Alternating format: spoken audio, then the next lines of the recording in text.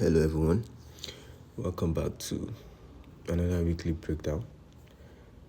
This will be the weekly outlook for the second week of August.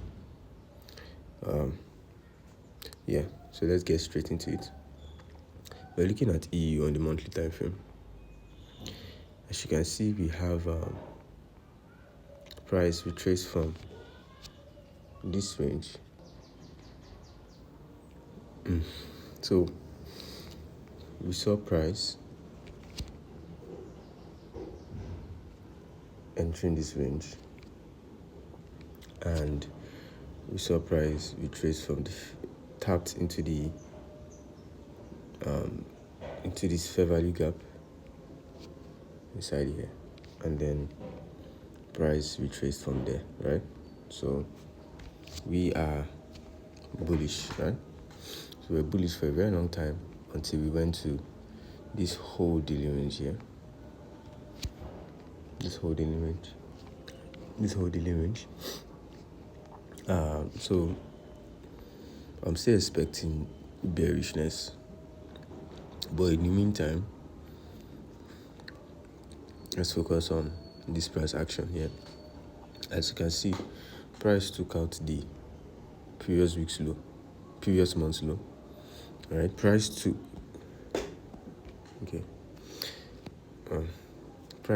the previous month's low, right?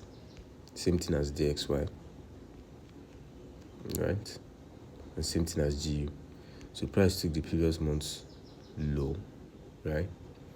Although it did not complete its CLT. Here. Why DXY completed this CLT, right? Completed the CLT, and G also completed its own CLT, right? GU formed an order block, right? But that's not what we're looking at. We're looking at EU. Now, on the monthly time frame, we still don't have any order block yet. On DXY also, we have a monthly order block, right? And then price has gone to the 50% of the order block, I believe. Let me check. Yes, gone to the 50% of the order block and is rejected from there. So from this, we know that we are expecting DXY to buy, while EU should fall, right? So we're expecting EU to fall, to form its own order block. So we have a sweep of the previous month's low, right?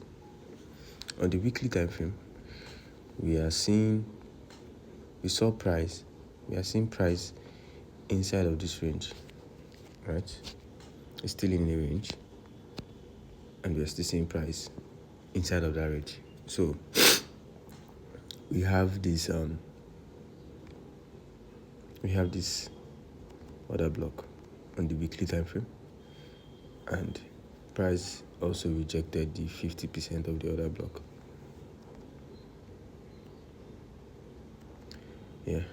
Price also rejected the 50% of the order block, and it rejected it and moved lower.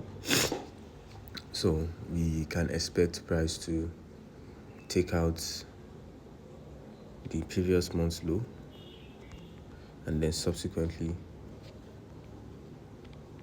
this low, right, to come and take this previous month's low here. So we have this narrative on the weekly time frame. Now let's go to the daily time frame to see why we have this narrative. As you can see, once price took out the previous month's low, we created an order block to signal that price wants to move higher, right? That price wants to move higher, and then we created another order block on Wednesday. Created another order block on Wednesday. We left a fair value gap inside of this space, as you can see. So now two things could happen, because as you can see, we have this dealing range, this bearish dealing range, right?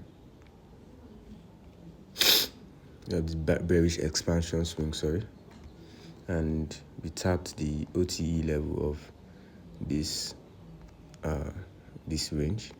As you can see, we tapped the 70.5% of this range, right? We tapped the 70.5% of this range, and then we have a CLT that formed on the daily time frame, right? And me being an intraday trader, I will take this Wednesday CLT. I'll take this Wednesday CLT as my CLT, right? To target it, I'll be targeting the 50% of that range first off. Targeting the 50%, and then targeting the lows, these lows that we mentioned here, right? Until I see a shift in movement of price, right? So we as you can see, we have a range, and this is my setups. Now, Monday, first things first, is to target the previous day's low, right? We have so many lows to target, right? So many lows, and now price could potentially move lower to tap inside of this fair value gap, right? Give a CISD on the 1 hour, and then move higher from there with the bias of this, where we have a daily order block, right? So to be honest, I'm not expecting price to move lower to come and take this, except we can move higher or whatever happens, So we have all these targets, right? And that is what I'm looking at, all this low resistance liquidity right here. So that's what I'm looking at. And okay. And if you look at the if you look at the daily time frame, we have a daily order block formed already for price to move to tap. So using time frame alignment, daily to 4 hours to 1 hour, we'll see that we have a CLC, we have a bulky candle just below it. So I'm expecting price to move higher to tap into it, from a CISD, and then we fall from there. And if you're looking at the 5 minutes time frame, where we're going to be getting our turtle soups, you can see we have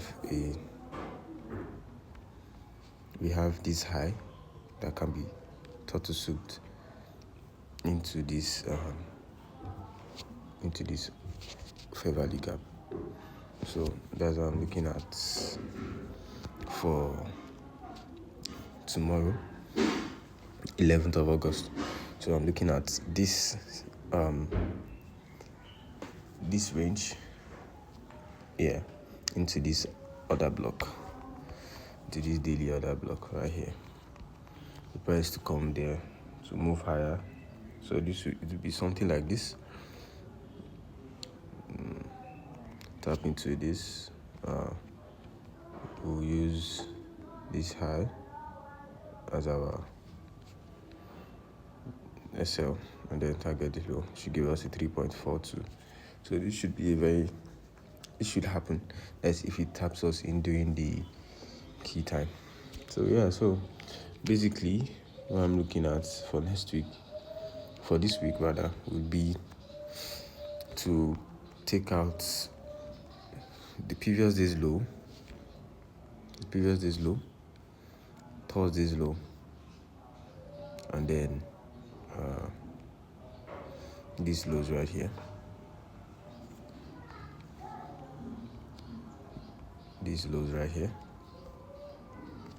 this low, and subsequently we could see price also come to the fair value gap was created here. I know it hasn't fully taken the inverse fair value gap.